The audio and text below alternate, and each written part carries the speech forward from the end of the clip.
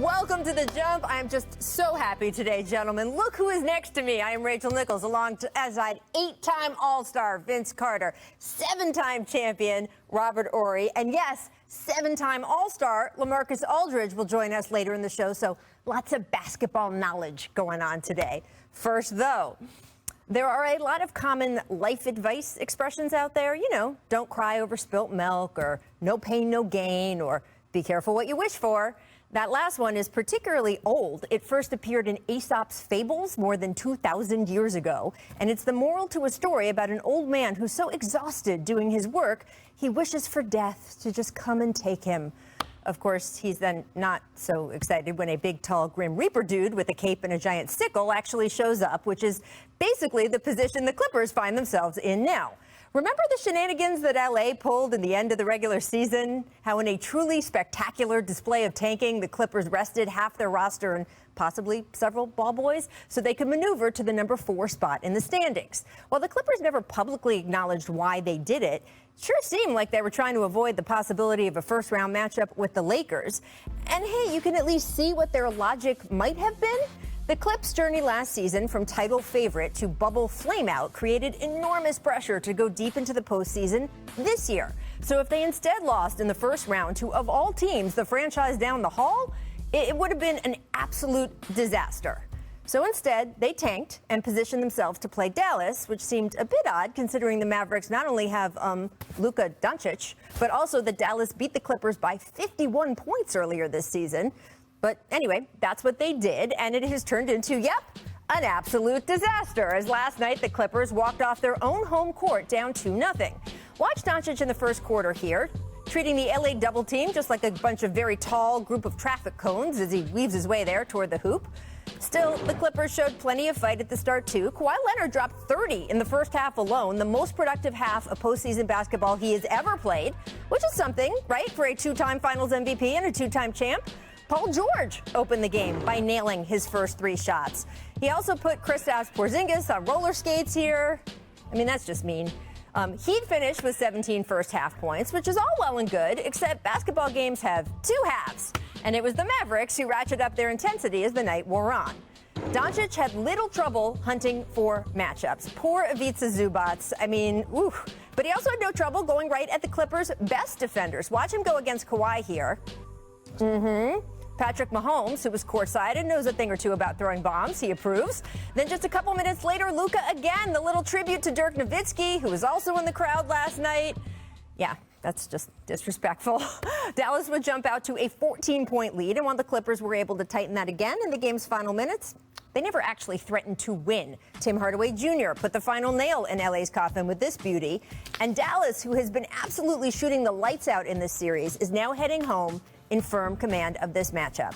In the history of the NBA, teams who win the first 2 of a 7-game series advance to the next round 93% of the time. A fact the Clippers seem to be weirdly blasé about after the game.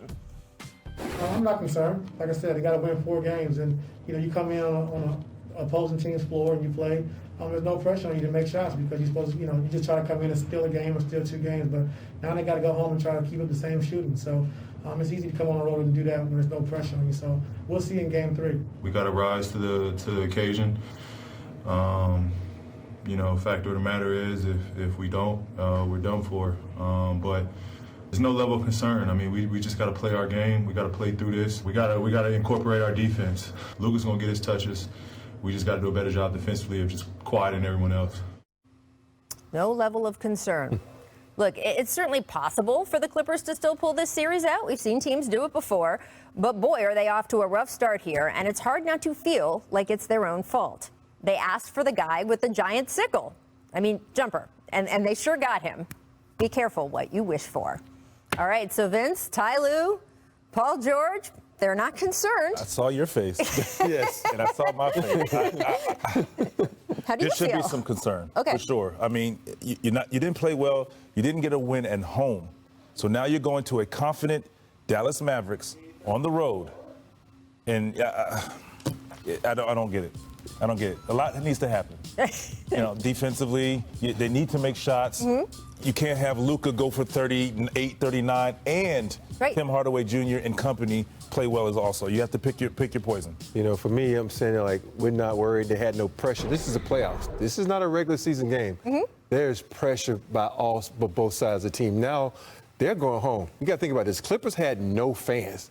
You going to Texas. They're going to be fans. Yeah. They're going to be rowdy. This is Dallas. This is Mark Cuban's club who knows how to get this team rowdy and up for it. So they up for the challenge. They remember last season. They remember what happened in the bubble when Porzingis went out. They want revenge, and now they done took 2 games from you. The Clippers should be concerned. They need to come with a little sense of urgency and find a way to get the ball out of Luka's hands. Now, I will say, I threw up the stats there, 93% of teams that have been up 2-0 go on to advance to the next round. Unless apparently you have Robert Horry on your team, because we looked it up. I remember, I was like, oh, hasn't Robert come back from that before? Take a look at the numbers. Robert, you, on the other hand, 30% of the time have come back from 0-2. So the teams where you were able to do that, what worked? What can the Clippers take heart in? You know, the biggest one was when Mother's Day, we were down 2-0 to the Phoenix Suns. And for us, we just said, yo, man, it's just basketball. Relax.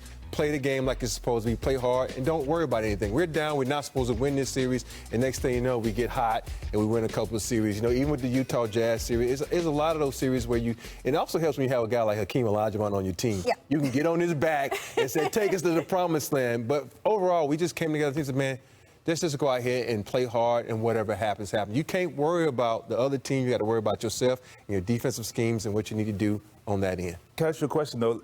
So some of the teams that you were down 0-2, were you on the road first 0-2 and going back home, or were you 0-2 at home and then going on the road? Mother's Day Massacre, we were down 0-2. We lost 2 games at home to Phoenix going on to the road. Okay. Yeah, and so that's how we became Clutch City in Houston, because we were on the road and won 2 games. See, there you go. It's possible. It is possible. It is possible, and you say, oh, if you have Hakeem Olajuwon on your team, obviously the Clippers don't. But also, this is kind of why they spent so many million draft picks and all of that time recruiting Kawhi Leonard and trading for Paul George. It was to get a guy on their team, or maybe even 2 of them, that they could say, everybody get on my back and let's go. So far in this series, that has been Luka Doncic. And I have to give this Mavericks team so much credit, because it's not just the Luka show, as you guys point out, right? The other guys on this team are all contributing. Kristaps Porzingis is healthy. He is able to be himself out on that court. And this is a team that was hit so hard by COVID early in the season.